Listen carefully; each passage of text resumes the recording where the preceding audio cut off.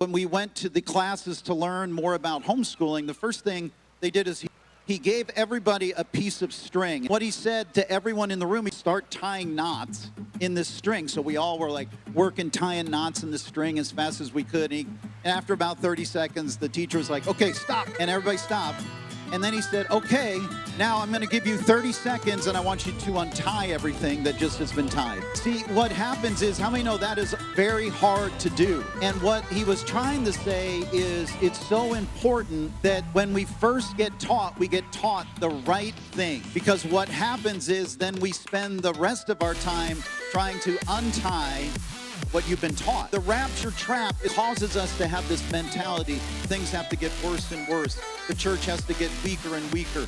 We have to become the church of Laodicea and become lukewarm. And so we've been taught this. There was a famous book called The Late Great Planet Earth by Hal Lindsey. How many are familiar with that book?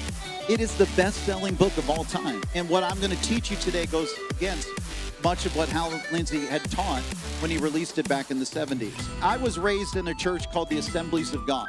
At the end of every service would say, hey, did you know when you leave here today, the church might be raptured up? And if you're not right with God, you're going to be left behind. How many have been to altar calls like that? It was like every week they talked about the rapture. And what I'm realizing as I begin to study the Bible, that a lot of what we have been taught, we need to now be untaught. I had a friend, he worked at this automotive factory.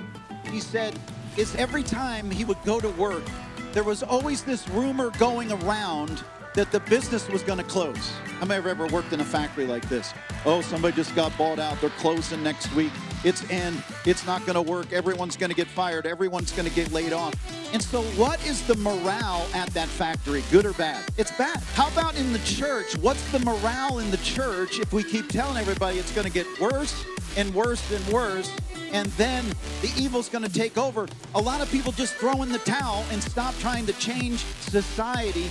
God wants to use the church in this season, but we have to stop thinking that the church is going to close down and realize, no, the church is going to take over.